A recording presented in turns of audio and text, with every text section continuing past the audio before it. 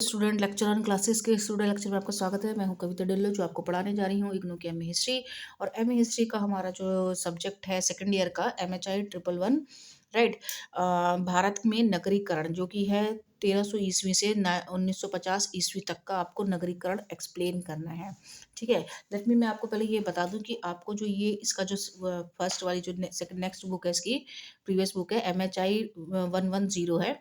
इसका भी एग्जाम है। ये दोनों एक दूसरे से कनेक्टेड है। इसमें आपका पूरा जो नगरीकरण व्यवस्था है प्रारंभ से, यानी कि जब हड़प्पा में खुदाई के दौरान जो नगर आए थे सामने, धौलावीरा और मोहनजोदाड़ो, उनके नगरीकरण की यहाँ पर इसको आपको डिटेल में लिखना है।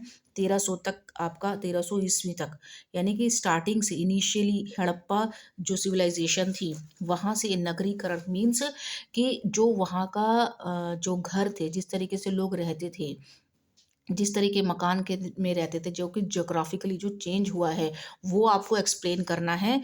प्रारंभ से हड़प्पा सभ्यता से लेकर 13 ईस्वी तक आपको जो है 1300 ईस्वी तक आपको एक्सप्लेन करना है इस वाली बुक में, राइट। और जो आपकी MHI 111 है उसमें आपका 1300 ईस्वी से जब आपका सल्तनत काल शुरू हो जाता है वहाँ से लेकर 1950 तक में जो नगर बने हैं, शहरीकरण हुआ है, उसके बारे में आपको डिटेल में लिखना है। मैंने आपको पहले भी अपनी प्रीवियस वीडियोस में बताया होगा कि आपका MHI 110 और MHI 111 के अंदर आपको नगरीकरण की व्याख्या करनी है कि किस तरीके से महलों में, वास्तुकला में और नगरीकरण नियोजना आई थी। ठीक है, मैं आपको MHI 110 के तो नोट्स नहीं दे पा रही हूँ, लेकिन मैं आपको वैसे बता देती हूँ कि उसमें आपका जो दक्षिण भारत में जो हड़प्पा सभ्यता उत्तर की तरफ जो है आपका मौर्य साम्राज्य थे, उसके बाद हड़प्पा सभ्यता थी, वो सब में नगरीकरण हुआ। उसके बाद जो दक्षिण भारत में भी उसमें इस बुक में आपका डिटेल में है।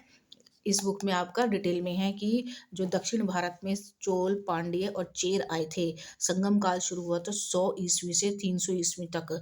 ठीक है, ये कृष्णा नदी और नीचे कावेरी नदी के इधर पांड्य थे, चोल थे, चेर थे। ठीक है, इसमें उन्होंने क्या किया था कि जो नगरों के बारे में जो मंदिर बनवाए थे संगम काल में, जो भी चेंजेस आए थे ज्योग्राफिकली, वो आपको लिखना है। इसमें आपको वंशों की डिटेल के बारे में नहीं लिखना है, याद रखिएगा एग्जामिनेशन पॉइंट ऑफ व्यू से, राइट। उसके बाद जो 1500 से 1200 ईस्वी तक पल्लव, राजपूत, चोल राज्य जो आए थे, उसके बाद यहाँ पर आए थे। उसके बाद आपका विजयनगर और बहमनी साम्राज्य शुरू हुआ था। विजयनगर बहमनी साम्राज्य 1300 ईस्वी से हुआ था। और उसके बाद हमारा सल्तनत काल, ऊपर सल्तनत काल था उत्तर की तरफ। तो हमको इन दोनों के बारे में आपको MHI 111 के अंदर हमको इसके बारे में पढ़ना है। ठीक है, आई होप आपको यहाँ तक समझ आया होगा कि 1300 ईस्वी यानी कि 1206 में जब सल्तनत काल उत्तर भारत में शुरू हुआ था, तो वहाँ पर जो नगरीकरण, जो शहरीकरण उन्होंने किया था अपनी राजधानियों में। ठीक है, उनकी क्या क्या राजधानियाँ थी सल्तनत काल में, जितने भी सुल्तान आए थे, उसके बाद मुगल काल आया था, तो उन्होंने उन राजधानियों में जो नगर बनाए थे, जो शहर से बनाए थे, उन्होंने वहाँ पर किस तरीके के मस्जिद बनाए, मंदिरें बनाई, तो उन सब के बारे में हमको MHI 111 के अंदर पढ़ना है। ठीक है, उत्तर भारत में तो सल्तनत काल था, लेकिन नीचे की तरफ जो दक्षिण भारत है वहाँ पर विजयनगर और बहमनी साम्राज्य था। तो यहाँ पर जो नगरीकरण हुआ है यहाँ पर भी आपको अलग से बताना है। इसके बारे में आपको क्या पढ़ना है, मैं आपको पूरी बुक ऐसे ही एक्सप्लेन कर देती हूँ। जितना मेरे पास रिटर्न मटेरियल है मैं आपको वो बता देती हूँ, राइट। ओके, देखो इसमें जो नगरीकरण है आपका जो कोर्स में है, जो मैंने आपको समझाना है वो है कि आपका क्षेत्रीय नगर कैसे थे दक्षिण भारत में, गौरवशाली विजयनगर, और सल्तनत काल के अंदर जो आपके जो भी चेंजेस आए हैं, मध्यकालीन संरचनाएं, सल्तनत काल और इसके नगर, क्षेत्रीय नगर, राइट।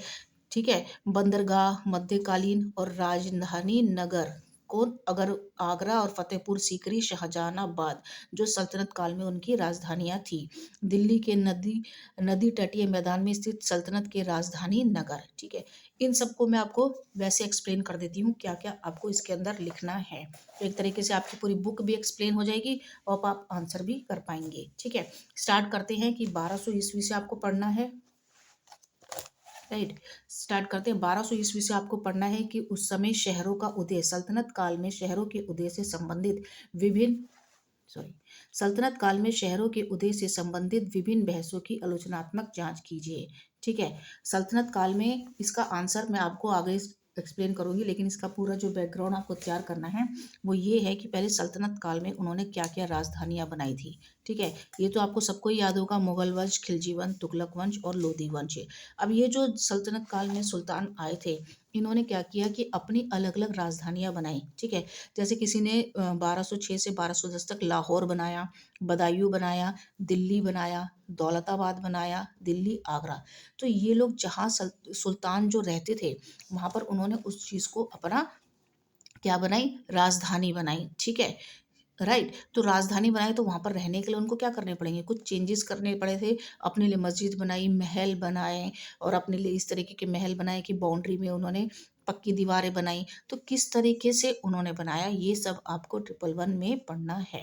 और दक्षिण भारत में कैसे बनाए नगरीकरण, वो सब आपको इसमें पढ़ना है, ठीक है? उसके बाद इसमें जो सबसे इम्पोर्टेंट पॉइंट जो है आपकी किताब में, उसमें लिखा है कि दिल्ली शहर जो उन्होंने राजधानी बनाई थी, उसके अलावा जो स्वतंत्र प्रांत थे, उनकी राजधानियाँ, राइट?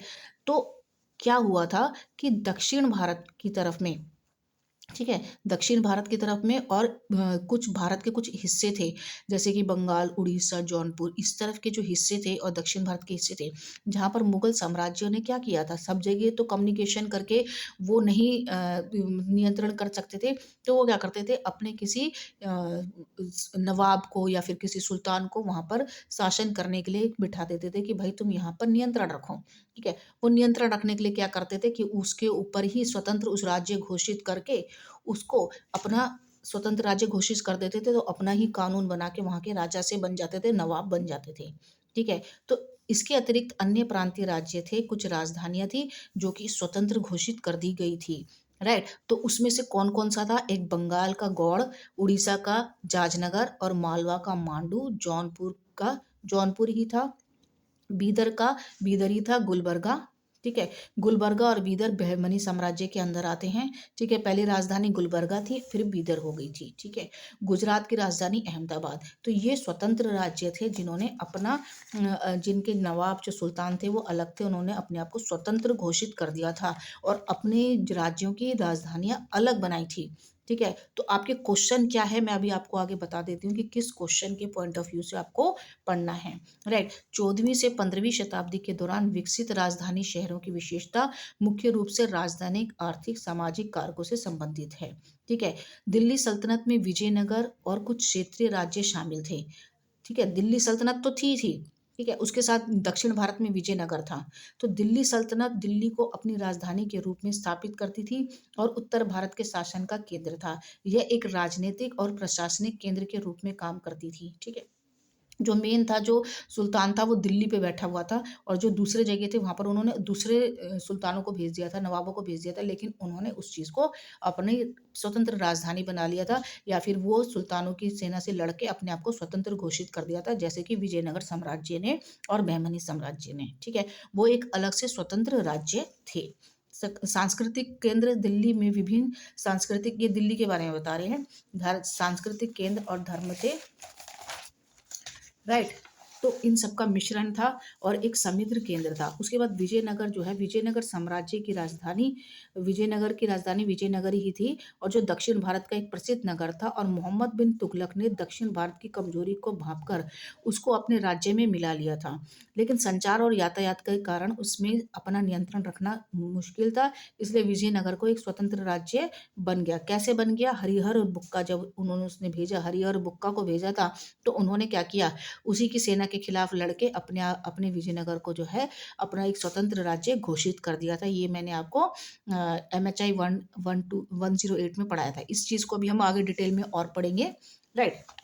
उसके बाद जो आपका क्वेश्चन आएगा यहाँ से, जो आपका क्वेश्चन बनेगा, दैट इज 14वीं और 15वीं शताब्दी के दौरान विकसित शहरों विकसित शहरों की विशेष राजधानी शहरों की विशेषताओं पर चर्चा कीजिए, राइट? तो 14वीं और 15वीं शताब्दी के दौरान विकसित राजधानी शहरों, ठीक है?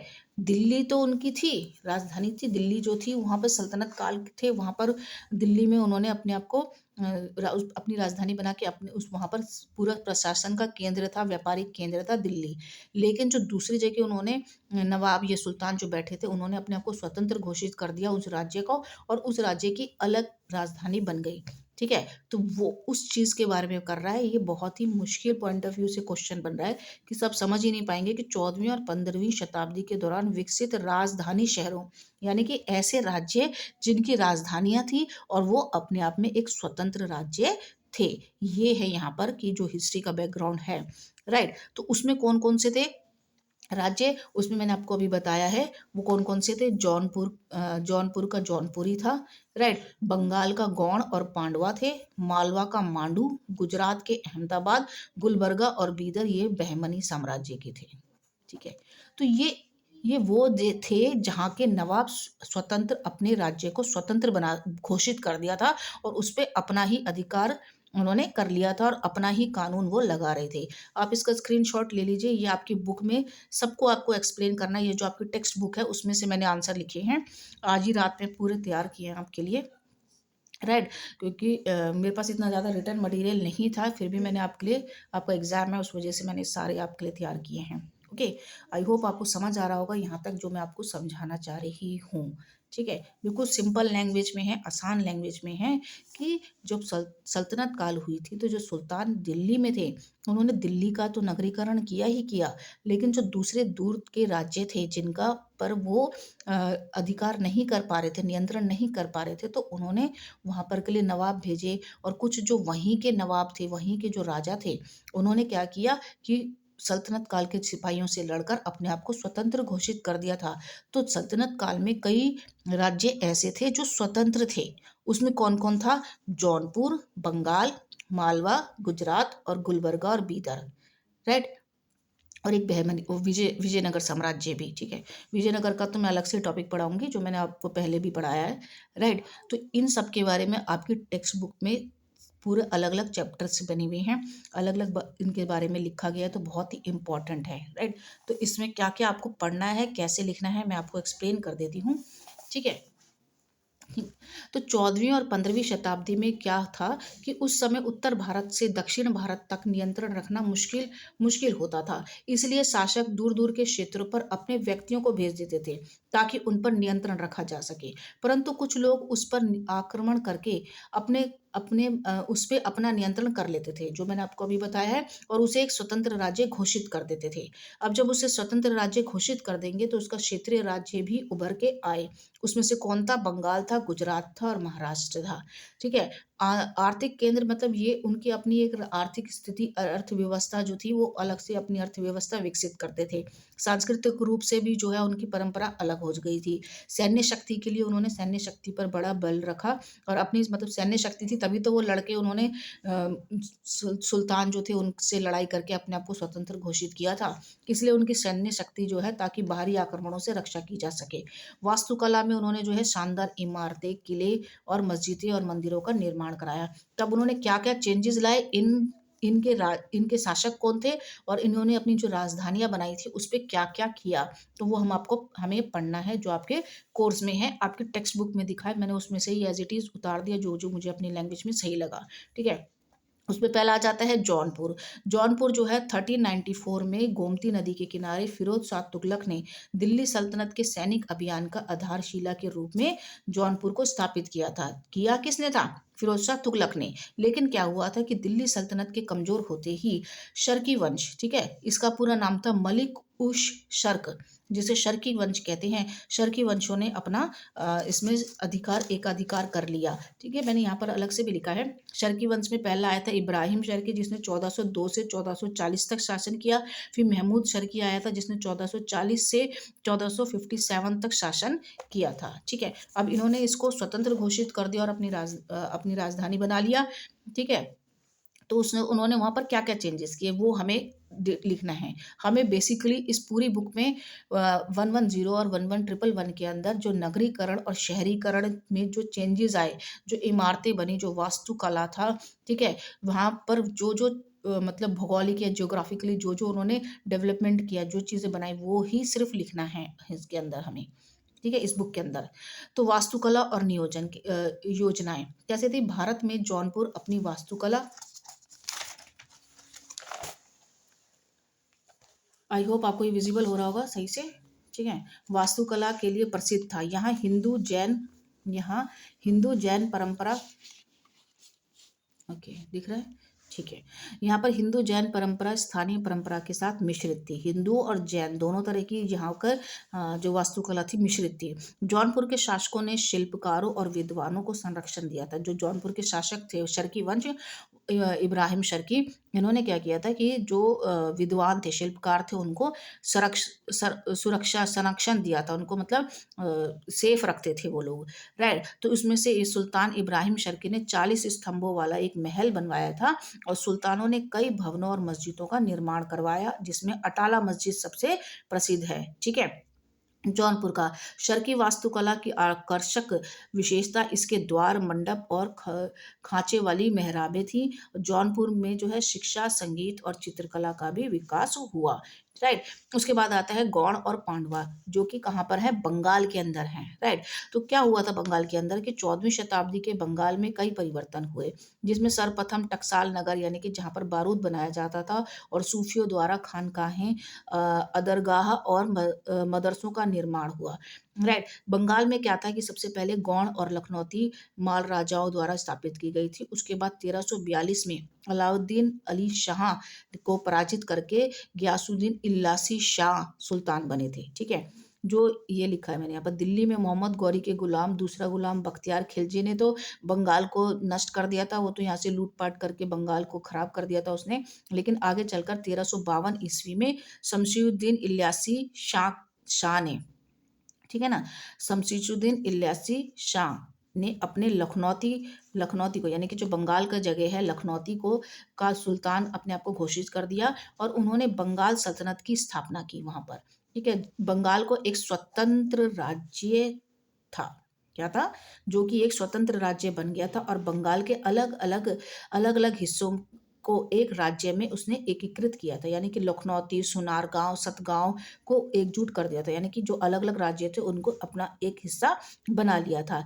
इल्यासी शाह ने अपनी राजधानी गौड़ से, पहले उसकी राजधानी गौड़ थी, फिर उसको पांडुआ कर ली, राइट। तो इल्यासी शाह ने इल्यासी शाह वंश की स्थापना की, जिसमें बंगाल पर, राइट, आप इसका स्क्रीनशॉट भी साथ साथ लेती रहिए, जिसमें बंगाल पर उसने 145 साल तक शासन किया और उन्हें सिकंदर सानी यानी कि द्वितीय सिकंदर का नाम दिया, राइट। हमने अभी तक यही पढ़ा था कि सल्तनत काल में गुलाम आए थे और उन्होंने दिल्ली पर अपना एकाधिकार कर लिया था और वहां पर अपनी राजधानी बनाया और वहीं से व्यापारिक केंद्र और प्रशासनिक केंद्र बनते थे। लेकिन हमने ये कभी नहीं, हमने और जगह कहीं नहीं ये नहीं पढ़ा है कि बंगाल भी स्वतंत्र राज्य थे, गुजरात स्वतंत्र राज्य था, विजयनगर स्वतंत्र राज्य थे, जहाँ पर एक ही शासक का अधिकार था और उन्होंने अपने उस अधिकार के कारण वहाँ पर क्या किया, नगरीकरण किया, शहरीकरण किया, कृषि में विकास किया।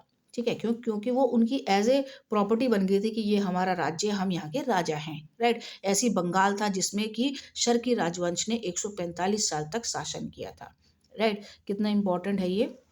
अब जब उसने शासन कर लिया तो अब वो वहां रहेगा तो उसने क्या करेगा, वहां की वास्तुकला चेंज करेगा, ऑब्वियसली, राइट। तो उसने क्या किया था कि बंगाल में हमेशा बांध का खतरा बना रहता था, इसलिए उसने गौड़ नगर की मिट्टी की जो ऊंची प्राचीर थी घिरा हुआ था, ठीक है, मिट्टी की ऊंची प्राचीर थी गौड़ नगर। तो नगर के पश्चिमी में गंगा नदी से निस इस दिशा में यह नगर सुरक्षित रहता था, राइट। तो वो क्या था कि वहां पर जैसे कि गौड़ नगर जो था वो मिट्टी की ऊंची प्राचीर से घिरा था, राइट। नगर था, उसके चारों तरफ मिट्टी की प्राचीर थी और नगर एक पश्चिम में गंगा नदी से इस दिशा में यह नगर सुरक्षित रहता था, राइट। क्योंकि गंगा में क्या आता था, बाढ़ आ जाती थी, तो ये नगर उससे सुरक्षित रहता था। तो गंगा में आने जाने के लिए अनेक नौकाएं चलती थी, ठीक है, राइट। और नगरों में एक समुद्र उसने पत्तन भी बना लिया, जब उसने कहा कि नदी इस तरफ से जाती है ना, तो उसने उसको पे क्या क्या दिया, एक पतन बना लिया, यानी कि बंदरगाह बना दिया। तो इल्यासी नगर के सामने गौड़ नगर में अनेक मस्जिदें और मदरसे बनाए। नदी के तट पर एक किले बंद महल भी बनाया उसने और यह एक प्रसिद्ध सोना मस्जिद के नाम से जाना जाता है। और गौड़ आरंभ में ही व्यापारिक वाणिज्य कार्यकलाओं का महत्वपूर्ण केंद्र था। यहाँ एक मील लंबा बाजार लगता था और हरात चीन के व्यापारी यहाँ पर आते थे और वैष्णव विचारधारा का एक यह खूब प्रचार हुआ। वैष्णव विचारधारा यानी कि जो वैष्णव थे, ऊंची जाति के जो लोग थे, जिस तरीके की उनकी सोच थी, उस तरीके की विचारधारा का यहाँ पर बहुत ज्यादा प्रचार था, राइट। आई होप आपको यहाँ तक समझ आ गया होगा कि हमारी जो अलग अलग राजधानियां बनी, कौन कौन सा बना, जौनपुर, राइट। उसके बाद बंगाल का गौड़ और पांडवा। अब हम पढ़ेंगे मालवा और मांडू के बारे में, राइट।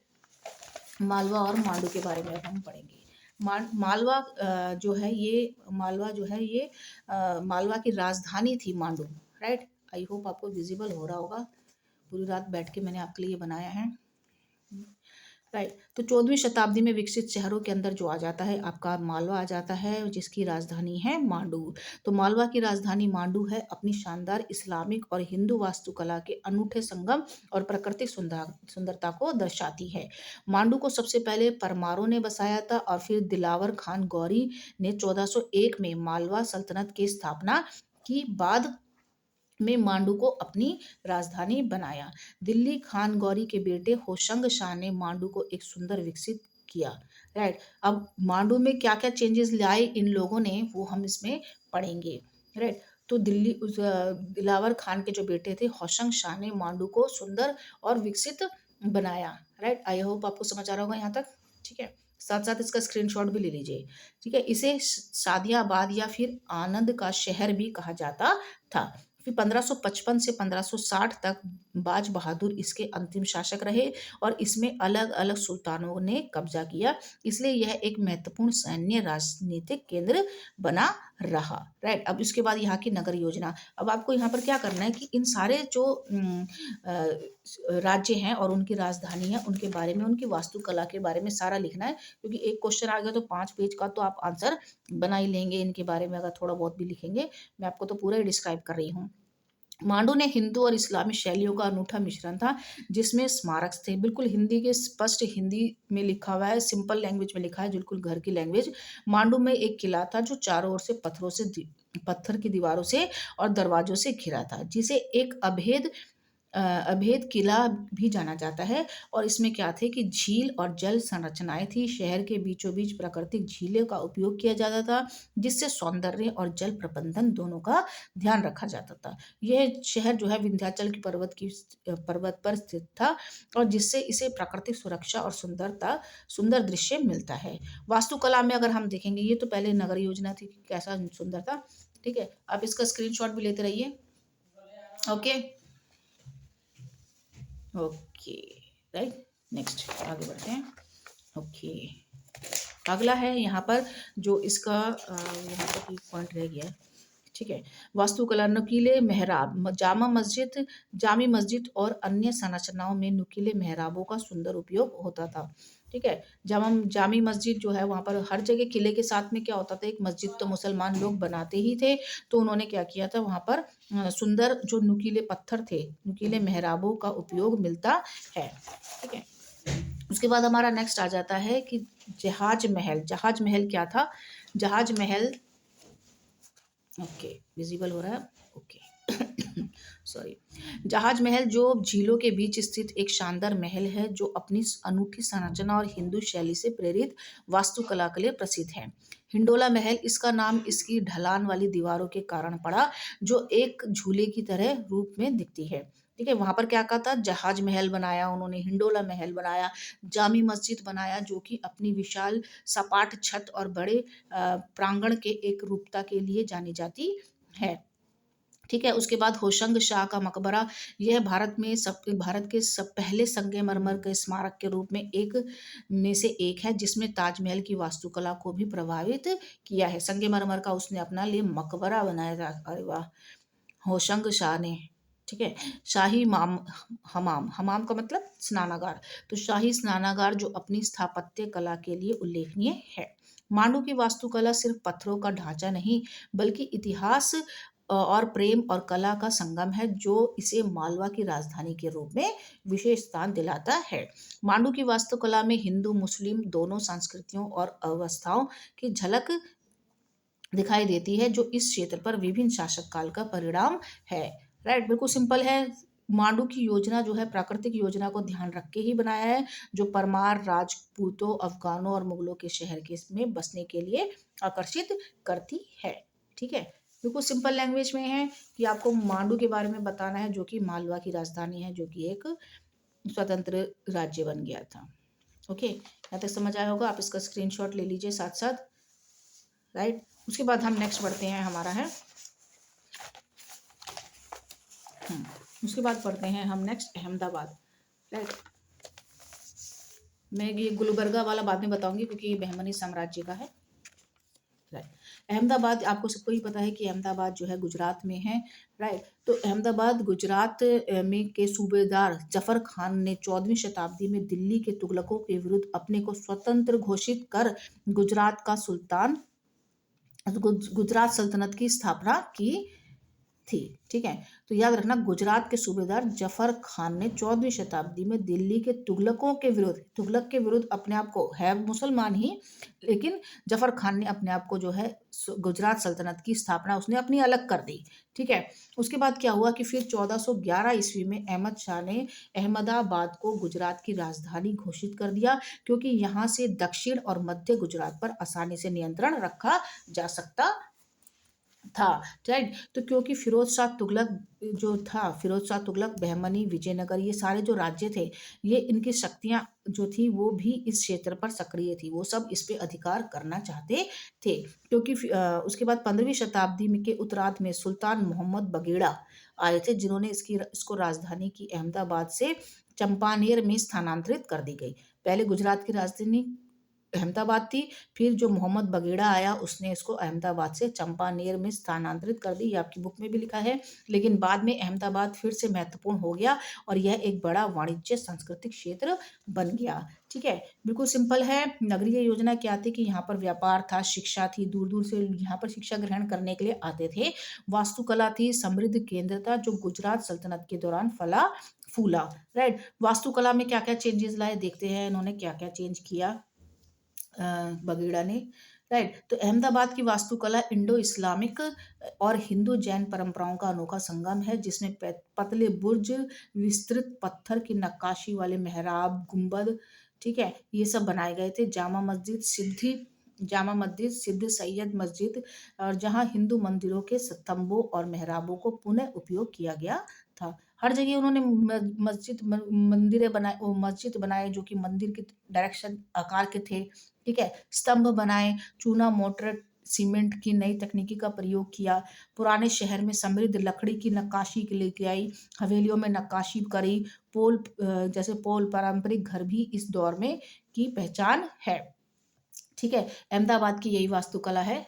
राइट, बिल्कुल सिंपल है, थोड़ा थोड़ा सबका लिख देना अगर ये क्वेश्चन आ गया तो आपके एग्जाम में। राइट, उसके बाद आ जाती है गुलबर्गा और बीदर। गुलबर्गा और बीदर क्या थे कि आपका बहमनी साम्राज्य था। राइट, ये आपका विजयनगर साम्राज्य है और यहाँ पर बहमनी साम्राज्य था, जिसमें अहमदनगर, गुलबर्गा, बीदर, गोलकुंडा, ये 5 इसमें क्या थे, राज्य थे इसके अंदर, बहमनी साम्राज्य के अंदर। ठीक है, उसके बारे में आपको बताएंगे। राइट, इसके आपको नगरीयकरण बताना है, क्या लिखना है इसमें मैं आपको बता देती हूँ। 14वीं शताब्दी में सुल्तान अलाउद्दीन बहमन शाह ने बहमनी सल्तनत की स्थापना की। गुलबर्गा को 1347 में सुल्तान अलाउद्दीन बहमद शाह द्वारा बहमनी सल्तनत की राजधानी घोषित कर दिया गया था। सबसे पहले गुलबर्गा जो थी वो बहमनी की पहली राजधानी थी, उसके बाद जो है, जबकि बीदर बाद में इसकी राजधानी बीदर हो गई। गुलबर्गा का किला जो है वो सबसे, जो कहते हैं कि वास्तुकला में सबसे प्रचलित था, क्योंकि गुलबर्गा का किला में किले के अंदर इसकी जामा मस्जिद नगर की वास्तुकला एक प्रभावशाली स्मारक है। ओके, फिर उसके बाद आ जाता है जिसमें हिंदू और इस्लामी शैलियों का मिश्रण है। राइट, विजिबल हो रहा है ना आप सबको? ओके, गुलबर्गा का किला मोटी दीवारों और बुर्जों वाला यह एक किला बहमनी वास्तुकला का बेहतरीन उदाहरण है, जिसमें जामा मस्जिद जैसी संरचनाएं है। ओके, जिसमें विशाल गुंबद और जटिल नक्काशी है। राइट, फिर उसके बाद आता है शरण बसवेश्वर मंदिर। शरण बसवेश्वर मंदिर जो है वो विजयनगर वास्तुकला का चालुक्य शैलियों में बना एक पिरामिड नुमा है, जो ख्वाजा बंद नवाब दरशाह दक्कन शैली में बनी, जिसमें एक बड़ा गुंबद और जटिल पैटर्न है। ठीक है, ये जो है शरण बसवेश्वर मंदिर विजयनगर वास्तुकला का चालुक्य शैली में बना हुआ एक पिरामिड है, जो ख्वाजा बंद नजा दरगाह दक्कन शैली में बनी, जिसमें एक बड़ा गुंबद और एक जटिल पैटर्न है। तो विजयनगर थोड़ा अलग था पहले, लेकिन ये इसके अंदर आ गया आपकी, आई थिंक बुक में दे रखा होगा, इस वजह से इसके अंदर मिक्स हो गया है। राइट। तो विजयनगर अलग था, बहमनी अलग था। तो ये अगर आप इसमें ऐड ना भी करें तो भी चल जाएगा। ओके, फिर आ जाता है बीदर की वास्तुकला। राइट। बीदर की वास्तुकला में क्या है कि बीदर को एक योजनाबद्ध तरीके से बनाया गया था, जिसमें मुख्य गढ़ और उसके आसपास लोगों के लिए अलग अलग क्या थे, किले थे। ठीक है, बीदर किला एक मजबूत किला जिसमें 37 बुर्ज और 7 बड़े मेहराबदार प्रवेश द्वार हैं। ओके। भूमिगत नहरों से पानी लाने की फारसी प्रणाली का उपयोग किया। अब जो पानी है वो महलों के नीचे से, जमीन के नीचे से पानी लाने की प्रणाली जो उन्होंने यूज की थी, फारसी प्रणाली थी। और तख्त महल और रंगीन महल जैसे शानदार महल जो आयताकार आंगनों के चारों ओर बने हैं। आई होप आपको यहाँ तक समझ आया होगा गुलबर्गा और बीदर का। ओके। उसके बाद जो हमारा नेक्स्ट आ जाता है विजयनगर। ये विजयनगर तो मैं ऑलरेडी आपको पढ़ा चुकी हूँ, लेकिन इसमें वास्तुकला के बारे में लिखना है, नगरीय व्यवस्था के बारे में लिखना है। तो विजयनगर साम्राज्य है, यहाँ बहमनी है, ये कृष्णा नदी, तुगलक, राजपूत, ये सब आपको याद होना चाहिए, माइंड में एक पैटर्न सा बना लीजिए। तो विजयनगर के बारे में तो हम पहले से ही जानते हैं कि विजयनगर की स्थापना हरिहर और बुक्का ने की थी, जो दक्षिण भारत का प्रसिद्ध था, तुगलक वंश में थे। उनकी कमजोरी को भांपकर हरिहर और बुक्का को उन्होंने भेजा, और फिर वहां भेजकर उन्होंने जो है हम्पी को अपनी राजधानी बना लिया था। ठीक है, हरिहर और बुक्का ने राजधानी विजयनगर बनाया। हम सीधा पॉइंट पे आते हैं। आपने इसका स्क्रीनशॉट तो ले ही लिया होगा। वास्तुकला में क्या था कि वास्तुकला में इंडो इस्लामिक हिंदू द्रविड़ शैलियों का मिश्रण है, और जो अपने पैमाने पर जटिल नक्काशी के लिए जानी जाती है। मंदिर और मेहराबों का प्रयोग, ईंटों द्वारा पत्थरों के प्रयोग, जटिल नक्काशी। ठीक है, वास्तुकला अद्वितीय ऊंचे गोपुर, विरूपाक्ष मंदिर। ठीक है, हम्पी का हजारा राम मंदिर, कृष्णा मंदिर आदि प्रसिद्ध अद्भुत नक्काशी थी। ठीक है, विजयनगर में हम्पी में ग्रेनाइट भूभाग पे जो विश्व का सर्वाधिक प्राचीन और स्थिर भूतलों में से है। इसको मैंने एक्सप्लेन किया है यहाँ पर। राइट, यहाँ से आप पढ़ लीजिए। ठीक है, तो बैकग्राउंड तो आपको वही लिखना है जो यहाँ पर लिखा है। आपको क्या लिखना है कि विजयनगर की शैली द्रविड़, चालुक्य, होयसल और इंडो इस्लामिक शैलियों का एक अनूठा संगम है, जो भव्यता और जटिल नक्काशी के लिए प्रसिद्ध है। आपको इसका क्वेश्चन में भी आ रखा, आई थिंक जून 2025 के, कि विजयनगर साम्राज्य की वास्तुकला और नगर योजना बताइए। तो आपको ऐसे विजयनगर के बारे में थोड़ा सा एक्सप्लेन करना है, और उसके बाद उसकी जो नगर योजना और वास्तुकला है उसके बारे में। गोपुर, गोपुर क्या होता है? एक प्रवेश द्वार को गोपुर बोलते हैं। जो ऊंचे अलंकृत प्रवेश द्वार राय गोपुर मंदिरों की पहचान थे, जैसे कृष्ण राय द्वारा निर्मित पूर्वी गोपुर। राइट। और उसके बाद वहां पर मंडप बनाए जाते थे। मंडप मंदिरों में नक्काशीदार स्तंभों वाले मंडप, जैसे कल्याण मंडप और विशाल प्रांगण मुख्य मंदिर परिसर का हिस्सा थे। बिल्कुल सिंपल है कि मंदिरों का डिजाइन बताना है कि वहां पर मंडप थे, गोपुर थे, स्तंभ थे, स्तंभों पर जटिल नक्काशी होती थी, जिनमें चली पौराणिक यानी कि पौराणिक जीव यानी कि जो वहाँ के जो छोटे छोटे एनिमल्स थे उनकी आकृतियां बनी हुई थी। ठीक है, अनमन मंदिर जो है मुख्य देवता का सहायक मंदिर के रूप का भी निर्माण होता है। राइट। कट तो नहीं रहा कोई आपका पेज? आई होप पूरा आ रहा होगा। ओके। ठीक है। ओके। उसके बाद है कि विशाल ग्रेनाइट पत्थर ये को एक कट काट कर मूर्तियां भी मिलती थी। राजधानी शहर विजयनगर और हम्पी एक विशाल क्षेत्र में फैला था, जिसमें सड़कें थी, बाजार था, आवासीय क्षेत्र सुनियोजित थे। शहर को 7 सुरक्षात्मक दीवारों से घेरा था।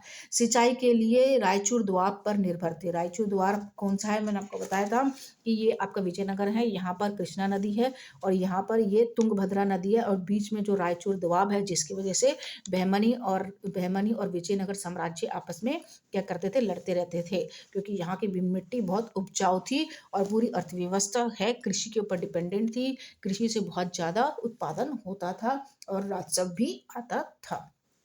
ठीक है, विजयनगर साम्राज्य में हजारा राम मंदिर और विठल स्वामी मंदिर और विरूपाक्ष मंदिर जैसे कई प्रसिद्ध मंदिर थे, जिसमें से अधिकांश का निर्माण कृष्णदेव राय जैसे शासकों ने करवाया था, जिन्होंने अपनी मां के नाम पर नागलपुरम बसाया और उन मंदिरों को भव्यता प्रदान की। ठीक है, आई होप आपको यहाँ तक समझ आया होगा। ठीक है, आप इसका स्क्रीनशॉट भी ले लीजिए, आपको विजयनगर के बारे में एक्सप्लेन करना है। ठीक है, तो यहाँ तक हमारे सारे ये हो गए, जो हमारे राजधानियाँ थी उसके बारे में मैंने आपको एक्सप्लेन कर दिया है। ठीक है, 14वीं और 15वीं 14वीं और 15वीं शताब्दी में जो विकसित राजधानी शहर थे वो कौन-कौन थे? जौनपुर, बंगाल, मालवा, गुजरात, गुलबर्गा, बीदर, ठीक है, और विजयनगर। इसके साथ ऐड कर लीजिए 7वां विजयनगर। इसमें से किसी के बेस के ऊपर भी क्वेश्चन आ सकता है, जो मैंने आपको पूरा एक्सप्लेन कर दिया है। उसके बाद आ जाता है कि अब जब दिल्ली सल्तनत थी जो सुल्तान 1206 से मुगल वंश गुलाम वंश आया, खिलजी वंश आया, सैयद वंश आया, राइट, और वो इब्राहिम लोदी वाला जो वंश आया, लोदी वंश आया। इन लोगों ने आए, सुल्तान बने और क्या किया, जब ये लोग यहाँ पर रहेंगे तो क्या करेंगे, अपनी राजधानी को डेवलप करेंगे, राइट, अपनी राजधानी को डेवलप करेंगे, वहाँ पर नगरीकरण करेंगे। तो वो वही कह रहा है, क्वेश्चन का बहुत इंपॉर्टेंट क्वेश्चन है कि दिल्ली सल्तनत के अधीन नगरीकरण की प्रक्रिया क्या थी।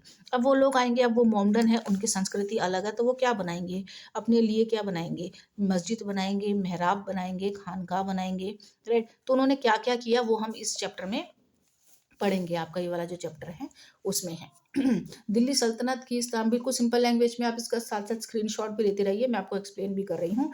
दिल्ली सल्तनत की स्थापना कुतुबुद्दीन ऐबक द्वारा 1206 ईस्वी में गुलाम वंश से शुरू हुई थी। ये मैं और आपको सबको ही पता है। मोहम्मद गौरी ने अपने 2 गुलाम कुतुबुद्दीन ऐबक और बख्तियार खिलजी को शासन करने के लिए भेजा था। कुतुबुद्दीन ऐबक जो है दिल्ली का सल्तनत बन गया था और बख्तियार खिलजी को बंगाल और बिहार का सूबेदार बनाया गया था और बाद में उसने उसे स्वतंत्र घोषित कर दिया था, ठीक है। तो बंगाल और बिहार का बनाया, लेकिन बख्तियार खिलजी ने तो उसको बंगाल को पूरा उजाड़ ही दिया था। उसके बाद शर्की वालों ने करा था, सॉरी, लखनौती के नवाबों ने करा उसको डेवलप किया था, ठीक है। उसके बाद 1206 और 1526 तक सल्तनत काल रहा और कई राजवंश जैसे गुलाम वंश, सैयद वंश, खिलजी वंश, तुगलक वंश, ठीक है, तुगलक वंश और लोधी वंश आए और इन वंशों ने, सुल्तानों ने अपनी राजधानी तथा आसपास के क्षेत्रों में कई मस्जिदें, महल, मकबरों का निर्माण करवाया और कई नगरें बसाए और उजाड़े। लेकिन सल्तनत काल में निम्न वर्ग तथा उच्च वर्ग का कोई भी भेद नहीं था। जब मुसलमान थे तो उसमें ऐसा ऊंच नीच जात पात का कोई भी वर्ग भेद नहीं था और वहां पर कोई भी वर्गीकरण नहीं था। तो उन्होंने सबसे पहले क्या किया, इक्ता बनाया। इक्ता क्या होता था, राइट, ये आपकी बुक का ही है सारा, मैंने उसमें से ही लाइन टेप दी थी। इक्ता एक भूभाग होता है जो मुख्य अमीरों का क्षेत्राधिकार है वाले इलाके हैं, जिसमें उम्मीद की जाती थी कि इक्तादार यहाँ पर कृषि, व्यापार और विस्तार करेंगे और धीरे धीरे ये नगरों में परिवर्तित हो गए, राइट। इसी तरह कड़ा, मानिकपुर भी नगर बन गए और इब्न बतूता जो इतिहासकार थे, उन्होंने नगरों को गेहूं, चावल, चीनी, कपड़े की आपूर्ति करने वाला मुख्य नगर बताया, राइट। तो इक्ता एक तरह का जैसे अमीर लोग होते हैं, उनकी जमीन होती है और वो उस जमीन पर क्या करते हैं, कृषि के लिए भी दे देते हैं, सॉरी, कृषि के लिए दे देते हैं, लेकिन वहां पर क्या हुआ, व्यापार भी होता था, कृषि भी होती थी, राइट, ठीक है। आप इसका स्क्रीनशॉट भी ले लीजिए, साथ साथ क्वेश्चन बहुत इंपॉर्टेंट है, राइट। ये आपके एग्जाम में आ सकता है इस बार, क्योंकि ये आया ही नहीं, ये भी आया आई थिंक जून वाले में, मैं देख लेती हूँ अभी, राइट, ओके। उसके बाद आ जाता है मौद्रीकरण। मौद्रीकरण क्या हुआ कि इल्तुतमिश ने दिल्ली सल्तनत को पहली मानकीकृत इल्तुतमिश ने दिल्ली सल्तनत की पहली मानकीकृत मुद्रा प्रणाली शुरू की थी। यहाँ पर मुद्रा प्रणाली यानी कि सिक्के ढालने का काम, जैसे चांदी का टका और तांबे का जीतत जैसे शुद्ध तांबे से सिक्के चलवाए थे उसने। तो अपनी मौद्रीकरण किया था और जिससे राजस्व को मजबूती मिली और जिसने सेना और साम्राज्य का विस्तार में मदद की। अब इन लोगों ने क्या क्या कार्य किए वो सब आपको बताना है। उसके बाद खानगाह बनाए। खानगाह क्या होता था, सूफियों का केंद्र स्थल होता था और सल्तनत की स्थापना के समय में यह एक विश्राम स्थल था, ठीक है। अरब और ईरान से जो भी रिवाज था कि अरब और ईरान में, तो वहाँ पर ये रिवाज था कि जो मतलब जो सूफी लोग होते थे, जो बड़े बड़े अमीर लोग होते थे, तो वो वहाँ पर विश्राम करते थे, जो यहाँ भी बनाए गए थे। इसके लिए कई गांव दान में दिए गए, ठीक है। हाथी की चिश्ती है ना, चिश्ती शाह है बेटा ये, ठीक है। हाथी की चिश्ती, ठीक है, चिश्ती है ये, चिश्ती सूफियों के केंद्र के रूप में हुआ और जहाँ प्रसिद्ध चिश्ती सूफी कुतुबुद्दीन मनवर का डेरा था और इसके चारों तरफ नगरीय केंद्रों का बढ़ावा मिला। चारों हैं ये, कई जगह राइटिंग में ऐसे हो रहा है, राइट। तो खानगाह थे जहाँ पर कि सूफी संत रहते थे, मतलब एक तरह का उनका रेस्ट रूम था कि जो आए हैं तो उनको वहाँ पर रखना है, तो उसके लिए पूरी भूमि भी दान में दी जाती थी। उसके बाद उन्होंने क्या किया कि सराय बनाते थे वो लोग, सराय, थाना, सैन्य, किले ये सब बनाए थे उन्होंने। ठीक है, 16वीं शताब्दी में सराय का प्रयोग व्यापारियों और यात्रियों के विश्राम के रूप में होता था। इस्लामी जमात के साथ समय का प्रयोग महल के अर्थ में हुआ, राइट। ऑटोमन सुल्तान अपना दरबार सराय हुमायूं में करते थे। ठीक है, तुमने दिल्ली में भी सुना होगा कि सराय काले खां, ठीक है, ये सब जो सराय थी ये सल्तनत काल से ही अभी तक सराय ही बनकर नाम, अभी तक नाम भी चेंज नहीं हुआ है, राइट। तो दिल्ली सुल्तानों के काल में इसका उपयोग महल का समृद्ध व्यक्तियों के विश्राम के लिए किया जाता था। जो सराय जो तरी थी, सराय जो एज ए महल बनाया जाता था, वो समृद्ध व्यक्तियों के महल आराम के लिए बनाया जाती थी।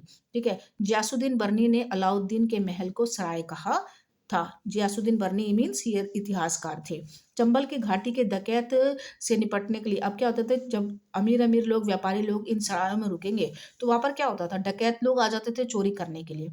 तो सिकंदर लोधी ने जो 1489 में से 57 तक यहाँ पर हर महल के साथ में क्या बनाए, एक थाने का निर्माण किया, जिसमें कि थानों के साथ एक किला भी जुड़ा होता था जो कि सराय बनता था। थाने के साथ मतलब सैन्य शक्ति थी वहां पर, जो कि अगर डकैत वगैरह आए तो उनकी सुरक्षा के लिए सैन्य चौकियां भी बनाई, राइट। उसके बाद है उसके बाद है मस्जिद और मदरसे बनाए उन लोगों ने, राइट। मस्जिद और मदरसे बनाए, ऑब्वियसली तो बताइए कि जब मुसलमान लोग हैं तो वो मस्जिद और मदरसे बनाएंगे। मदरसे का मतलब होता है जहाँ पर वो, जैसे कि हमारे यहाँ पर प्राइमरी स्कूल होता है, वहाँ पर मदरसे होते थे जहाँ पर शिक्षा दी जाती थी। ठीक है, सल्तनत काल में कई मस्जिदें बनाई गई और मदरसे बनाए गए। इन मदरसों में शिक्षा दी जाती थी और यह मदरसे सभी जाति के बच्चों के लिए खुले थे। हिंदू बच्चे भी इनमें आप आके फारसी और लोकप्रिय विज्ञान की शिक्षा लेते थे, लोकप्रिय विज्ञान की शिक्षा लेते थे। ठीक है, इब्न बतूता के अनुसार केवल दिल्ली में ही 1000 मदरसे थे। इब्न बतूता राइटर है। बाजार मंडियां यहाँ पर जो इन्होंने जो सल्तनत काल थी उसमें उन्होंने बाजार मंडियां भी बनाई दिल्ली में। तो नगरों में निकटवर्ती किसानों और शिल्पकारों के लिए अपनी वस्तुएं बेचने के लिए उन्होंने बाजार मंडियां भी बनाई, जहाँ पर बहुमूल्य वस्तुएं और घोड़े बेचने के बाजार के लिए बाजार मंडियां स्थापित की गई थी। जब गयासुद्दीन तुगलक ने राजधानी का निर्माण कराया तो खास बाजार को केंद्रित महत्व दिया गया था। ठीक है, मिन्हाज जो इतिहासकार थे उन्होंने दिल्ली में एक अन्य बाजार ए बाजार का उल्लेख कर अपने लेख में जो है उन्होंने बाजार, दिल्ली के एक बाजार का नाम लिखा था, जो कि लखनौती बाजार में प्रतिदिन ये तो आई थिंक बंगाल के बारे में बोल रहा है, लखनौती बाजार बंगाल में था। ठीक है, लखनौती बाजार में प्रतिदिन 1500 घोड़े बिकते थे, राइट। उसके बाद है कारखाना। अब इन्होंने क्या किया, कारखाने भी बनाए। कारखाने किस लिए बनाए, अपनी वस्तुओं का निर्माण करने के लिए। सुल्तानों और अमीरों के विभिन्न वस्तुओं के निर्माण के लिए कारखाने स्थापित किए गए। कारखानों से लोगों को रोजगार भी मिला और कई नई तकनीकों का परीक्षण भी प्राप्त होता था।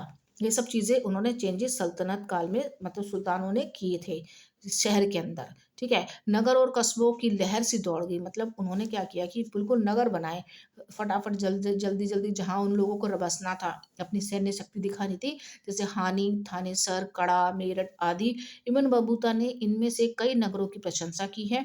उनके अनुसार मालवा एक प्रमुख नगर था और यहाँ से पान के पत्तों का निर्यात होता था। ये लिखा है पान, राइट, यहाँ से पान के पत्तों का निर्यात होता था। लाहौर से शक्कर के उत्पादन के प्रसिद्ध था और 15वीं शताब्दी के बाद सल्तनत के पतन के बाद नगरों का उदय हुआ और इक्तादारों और जमींदारों ने अपने क्षेत्र में धाक जमा ली। सल्तनत काल जैसे ही खत्म हुआ तो जो इक्तादार थे, यानी कि जिन जिन को भूमियां मिली थी, वो तो बिल्कुल खुश हो गए कि बिल्कुल खत्म, हमारी तो पूरी जमीन के हम जमींदार बन गए हैं, राइट। इस तरीके का प्रोसेस चलने लग गया था। लेकिन सल्तनत काल के बाद मुगल काल आ गया था, राइट।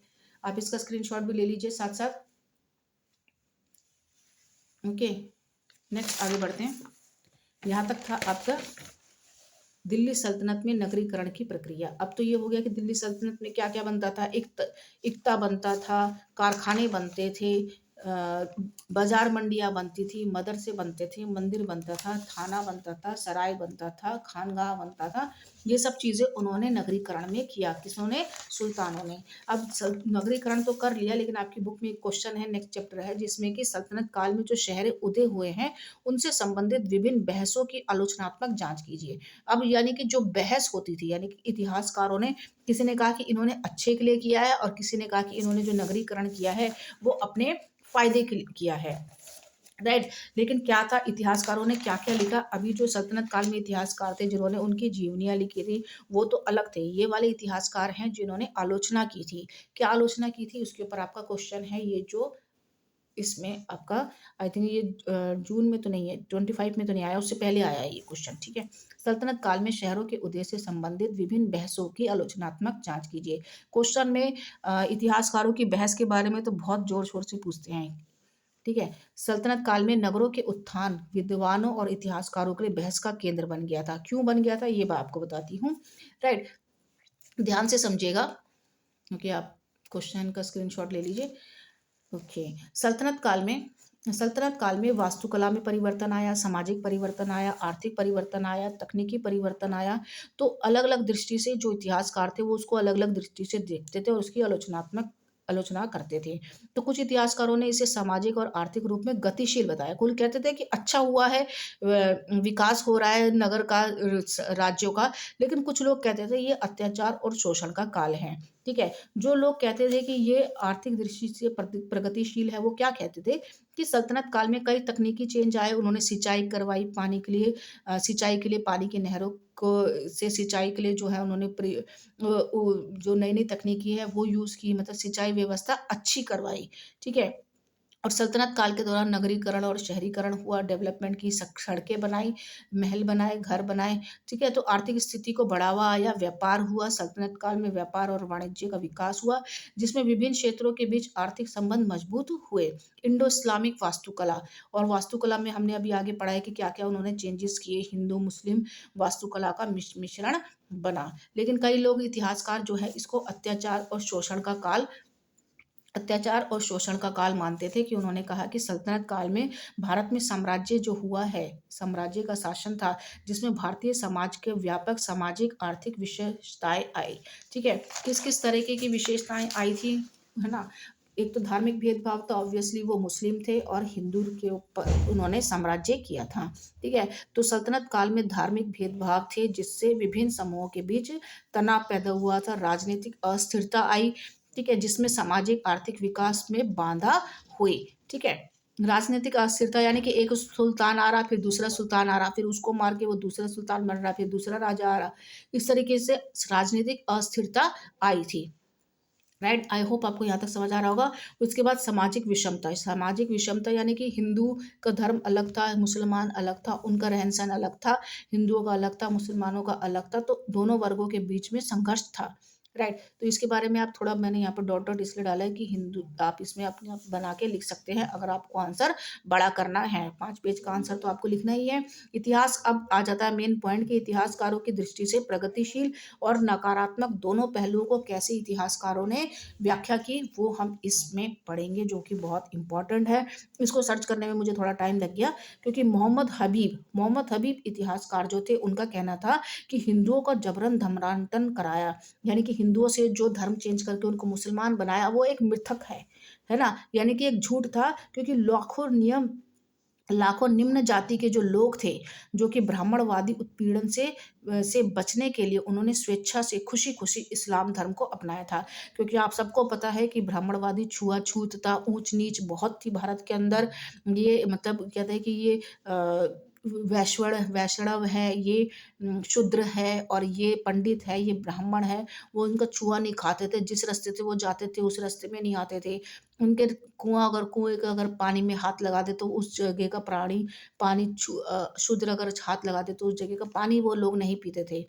ठीक है। तो इस तरीके की जो प्रथाएं थी, इससे इस उत्पीड़न से तंग आकर जो निम्न जाति के लोग थे, उन्होंने इस्लाम धर्म को खुशी खुशी अपनाया था। क्योंकि उनका कहना था कि यहाँ पर कोई भी वर्गीय भेदभाव नहीं होता है।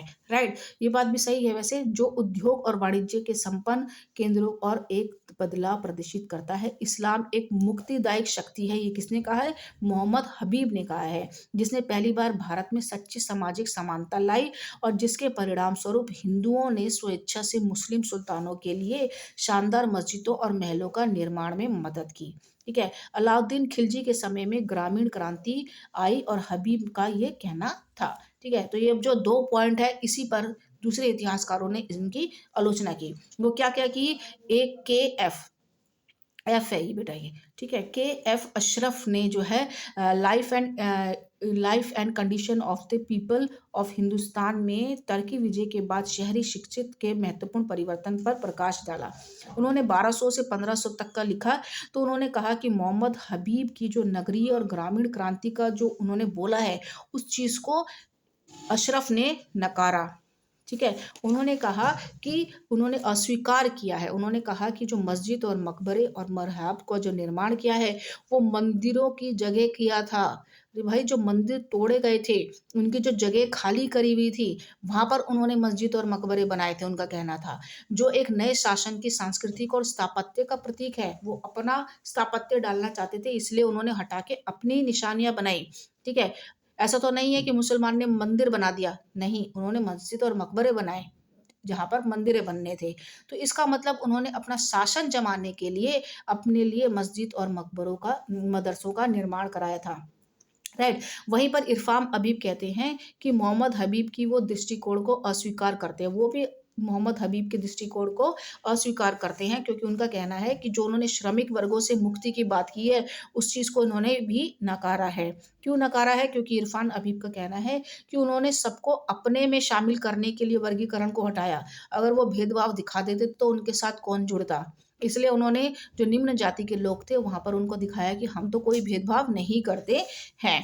ठीक है, इसलिए उन्होंने शहरों का विस्तार और विकास में मुख्य तकनीकी नव विचार जैसे पहिया, चरखा, पिटलूम द्वारा जो संचालित था, जो कपड़ा बनाने की जो मशीन है, कृषि शिल्प उत्पादन को बढ़ावा दिया। क्यों? क्योंकि निम्न वर्ग के लोग उनके साथ जुड़ेंगे और वो क्या करेंगे कि उनके तकनीकी में, व्यापार में उनकी मदद करेंगे। उसके बाद आ जाता है नकवी। नकवी ने क्या किया था? अ, नकवी जी का कहना है कि उन्होंने जो शहर और नगरों का विकास हुआ है, उनकी प्रशासनिक नीति थी, उनकी पॉलिसी थी। वो जानबूझकर अपनी राजधानियों का ही डेवलप करते थे। राइट, जो उनकी राजधानियां जैसे आगरा है, शाहजहानाबाद है, फतेहपुर सीकरी है, लाहौर है, इन सब पर उन्होंने ध्यान केंद्रित किया, क्योंकि उनकी राजधानी थी। उनको वो चीज़ वहाँ पर उनको रहना था, वहाँ से व्यापारिक केंद्र करना था, प्रशासनिक केंद्र था, इसलिए उन्होंने अपनी राजधानियों की तरफ ज़्यादा ध्यान दिया। और ये उनका एक राजनीतिक एजेंडा था। ये किसने कहा? नकवी ने कहा। राइट, जिसके लिए उन्होंने संचार प्रणाली सुधार, औद्योगिक और वाणिज्य विकास को बढ़ावा दिया। आंद्रे बिक ने क्या किया? आंद्रे बिक ने दिल्ली सल्तनत को विभिन्न इक्ता प्रणाली, यानी कि जो आंद्रे बिक ने कहा कि ये जो इक्ता प्रणाली है, जिसमें कि भूमि जान में दी जाती थी, जो सूफी और विद्वान थे उनके विश्राम के लिए, वो सब केंद्रीय रूप से कार्य करते थे। उनका कहना है कि अपने सैन्य नगरों पर अधिक ध्यान दिया। फिर वहाँ पर उन्होंने, यानी कि अपने ही मतलब जो सूफी आते थे, अपने ही लोगों के लिए उन्होंने भू-भाग दान में दिए। ऐसा तो नहीं है कि गरीब लोग गाँव में रह रहे हैं तो वो उनके लिए घर नहीं है, उजड़ के वो दूसरी जगह से आया तो उनको ज़मीन दान में दे दी। उन्होंने कहा ऐसा नहीं है, सिर्फ़ जो भू-भाग एकता में दिए जाते थे, वो सिर्फ़ उनके लिए ही किए जाते थे। राइट, ठीक है? अपने लिए ही वो दान में करते थे और अपने लिए ही उन्होंने सैन्य नगर बनाए थे। सैन्य जो शक्तियाँ थी उनको उजागर किया था ताकि वो लड़ सकें। राइट? ये चीज़ इतिहासकारों ने दी, तो इन्होंने आलोचना की है। राइट? उसके बाद आ जाता है, लास्ट आ जाता है आपका, जो बुक में दे रखा है नाम, सुनील कुमार। जो बुक में आपके इतिहासकार थे, मैंने उन इतिहासकारों के बारे में ही लिखा है। उन्होंने दिल्ली सल्तनत के इतिहास को अधिक व्यापक और जटिल माना, ना कि वे केवल एक हिंसक परिवर्तन के रूप में था। इन्होंने उनकी अ, आलोचना नहीं करी। उन्होंने कहा है कि उन्होंने दिल्ली सुल्तानों के शासन और सामाजिक, राजनीतिक, आर्थिक परिवर्तन पर ध्यान केंद्रित किया और खासकर सूफीवाद और शहरों के बीच संबंध को उजागर किया। उन्होंने कहा ये एक तरह का संबंध है, इंडो और इस्लामिक संबंध है, जो कि एक तरह का मिश्रण है। इसमें कोई हिंसा नहीं है। ऐसा नहीं है कि उन्होंने मार-काट की। अगर की भी होगी तो अभी इतिहासकारों ने जो लिखा है, हम तो वही चीज़ पढ़ रहे हैं। राइट? आई होप आपको यहाँ तक समझ आ गया होगा। ठीक है। उसके बाद जो आपका मेन पॉइंट ऑफ व्यू से है, जो आपका एक और क्वेश्चन है, लास्ट पॉइंट का क्वेश्चन है ये, राइट। इसमें क्या है, वो कहता है कि शाहजहां, क्या आप इस बात से सहमत है कि मुगल राजधानी, अब आ जाती है बात मुगलों की, जब मुगल राजधानी, मुगल वालों ने शाहजहानाबाद को एक नियोजित शहर था, चर्चा कीजिए वो कैसे एक नियोजित शहर था। ठीक है, तो शाहजहां का शासक 1628 ईस्वी से 1658 तक था, राइट। तो उन्होंने क्या किया था कि जो दिल्ली में जो अपना शासन किया था, तो शाहजहाँ को दिल्ली में जो शाहजहानाबाद बसाया, उसमें जो है कुछ चेंजेस किए। क्या चेंजेस किए, आपको पूरी किताब में सिर्फ इसका नगरीकरण बताना है और कुछ नहीं बताना है, और वास्तुकला बतानी है, राइट। तो आपके लिए बहुत सिंपल लैंग्वेज में आंसर है कि शाहजहानाबाद, जिसे पुरानी दिल्ली के नाम से जाना जाता है, और वो मुगल साम्राज्य की राजधानी थी, राइट। तो जिसे शाहजहां ने 1339 में स्थापित किया था। मुगल साम्राज्य की राजधानी थी दिल्ली, और दिल्ली दिल्ली का कौन सा क्षेत्र था, शाहजहानाबाद, ठीक है। नियोजित शहर था और यमुना नदी के किनारे था। ऑब्वियसली दिल्ली में यमुना नदी है, जो अपनी वास्तुकला और संस्कृति के लिए जाना जाता था, ठीक है। नियोजन और वास्तुकला क्या थी इसकी, फटाफट से करते हैं, टाइम ओवर हो रहा है। शाहजहानाबाद को एक योजनाबद्ध तरीके से बनाया गया था, जिसमें जियोमेट्रिकल डिजाइन था, जो कि चौड़ी सड़कें थी, और हरे क्षेत्र के लिए प्रावधान था। लाल किला और जामा मस्जिद यहाँ का आकर्षण था दिल्ली का। सबको ही पता है लाल किला शाहजहानाबाद का केंद्र बिंदु था और मुगल साम्राज्य की शक्ति और भव्यता का प्रतीक था। जामा मस्जिद शहर एक धार्मिक स्थल था, जो अपनी विशालता और सुंदर वास्तुकला के लिए जाना जाता था। पूरा दिल्ली के बारे में आपको एक्सप्लेन करना है। दिल्ली में क्या था, चांदनी चौक भी था, वो भी उन्होंने ही बनाया था। लाल किले का जामा मस्जिद तक फैला था, और यह शहर एक सामाजिक आर्थिक केंद्र था। ये सारी आपकी बुक की लाइन है, ठीक है। यमुना नदी शहर का जीवन रेखा, एक सिंचाई, क्योंकि यमुना नदी थी तो सिंचाई परियोजना थी वहां पर। मनोरंजन था, महत्वपूर्ण था, कई हवेलियां, मस्जिदें थी शहर के। साथ साथ आप इसका स्क्रीनशॉट भी ले लीजिए। शहर के सिख तीर्थ स्थल थे, मंदिर थे वहां पर, मतलब तीर्थ स्थल थे, मतलब वो गुरुद्वारे जिसे हम कहते हैं। तो आगरा की तरह यह एक विस्तृत क्षेत्र था, और यहाँ धार्मिक संतों का भी निवास था। आगरा में जलवायु परिवर्तन थी, और पानी की कमी के कारण राजधानी को बदलना पड़ा। पहले राजधानी आगरा थी, फिर आगरा को बदल के दिल्ली में कर दिया गया। तो नई राजधानी के लिए यह स्थान चुना गया था, जो कि नूरपुर और फिरोज शाह कोटला के मध्य था, राइट। उसके बाद था कि शहर दीवारों से घिरा हुआ था, और जो प्रारंभ में मिट्टी से बना था, और आगे चलकर शाहजहां ने अपने शासनकाल के 26 वर्ष में पत्थर पत्थर और मोन्ट्री की दीवारें बनाई गई थी, जो कश्मीरी गेट से शुरू होकर मोरी गेट पर खत्म होती थी, जिसमें 11 विशाल द्वार थे। उसके बाद यहाँ से लेकर यहाँ से स्टार्ट करना है, ये बाद का पार्ट है, राइट, ये बाद का पार्ट है। तो इस किले के में अनेक सुंदर इमारतें थी, जैसे नक्कार खाना, दीवारें आम, रंग महल, शीश महल। किले के चारों ओर 100 गज गहरी, बहरी नहीं है, सॉरी बेटा, गहरी है, गहरी और 20 गज चौड़ी खाई थी। किले की सुरक्षा के लिए अनेक प्रकार के सैनिक थे। इसके अलावा किला नदी की और उद्यानों से घिरा था। किले के आसपास एक बड़ी संरचना, जामा मस्जिद और अन्य मस्जिदें थी। इस शहर की योजना मनसारा नामक शिल्प शास्त्र से प्रभावित थी। यहाँ महल और किला बनाया गया था, और महल किला का मुंह पश्चिम में मक्का की ओर था, ठीक है। ये शाहजहां ने जो जो चेंजेस करवाए थे, वो आपको सारा एक्सप्लेन करना है। अगर आगे की शाहजहानाबाद को क्यों राजधानी में क्या चेंज, ऐसे क्या था कि उसको बनाया, ठीक है। शाहजहां में सुंदर बाजार, राजकुमारों के कुलीन, अमीरों के लिए हवेलियां थी। वह व्यवासियों के घर जो है 6 से 7 मंजिला ऊंचे थे। शहर में यात्रियों के लिए शानदार सराय थी, जैसे बेगम सराय हैं, ठीक है, जहां आटा की सराय भी थी, ठीक है। शहर के 2 सड़कें थी, जो लाहौरी गेट से फतेहपुर की मस्जिद की तरफ जाती थी, और दूसरी लाहौरी गेट से अकबरी गेट तक आती थी। नहरें है बहिस्ता सड़क के बीच गुजरती हुई सड़कें, पेड़, मेहराब खुले स्थान थे। शहर में पानी की आपूर्ति नहर बहिस्ता साथ प्रदान की गई थी, ठीक है। शहर में कई उद्यान थे, जैसे कोरल उद्यान, शालीमार उद्यान। इसमें फलों की दुर्लभ किस्मों के पेड़ भी थे, राइट। आई होप आपको यहाँ तक समझ आया होगा। ठीक है। उसके बाद है 16वीं शताब्दी में सिकंदर लोदी ने आगरा को अपनी राजधानी बनाया और यह एक महत्वपूर्ण, शाहजहाँ तो पहले आ गया था बेटे, ठीक है। सिकंदर लोदी का था, इसलिए मैंने इस पार्ट को अलग से रखा है, राइट। शाहजहाँ तो, सिकंदर लोदी तो बहुत पहले का था, तो जो उसने पहले जो चेंजेस किए थे वो इसमें लिखे हैं, ठीक है। तो इस पार्ट को आप अलग से एक्सप्लेन भी कर सकते हैं, ठीक है, राइट। मैं इसको ऐसे सर्कल कर देती हूँ। तो 16वीं शताब्दी में जब लोधी ने आगरा आगरा सिकंदर लोधी ने भी आगरा को अपनी राजधानी बनाया था और यहाँ एक महत्वपूर्ण शहर के रूप में उभरा। लेकिन दिल्ली बहुत पहले से ही शासकों की राजधानी था। तो सिकंदर लोधी ने तो पहले आगरा को बनाया था अपनी राजधानी, लेकिन दिल्ली जो था वो कई बार राजधानी बन गया था।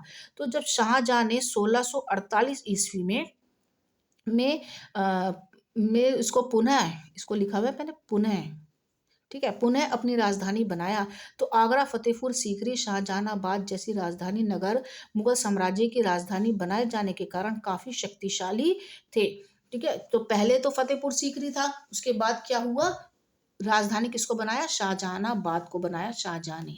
तो ये आप पार्ट ना भी ऐड करें तो इसमें कोई दिक्कत नहीं है, ठीक है। उसके बाद है आगरा, शाहजहानाबाद दोनों शहरों में शाहजहां ने मस्जिद हो। अब आगरा को भी अपनी राजधानी बनाया था पहले, फिर उसके बाद शाहजहानाबाद को भी राजधानी बनाया, लेकिन कंपैरिजन क्या है कि बनाया दोनों जगह था, लेकिन किले के बाहर ही रखा। ये धार्मिक सत्ता से ऊपर राजा के अधिकार को घोतक किले के बाहर ही रखा और धार्मिक सत्ता के ऊपर राजा का के अधिकार का जो है घोतक, यानी कि एक तरह का, एक राजा के अधिकार का एक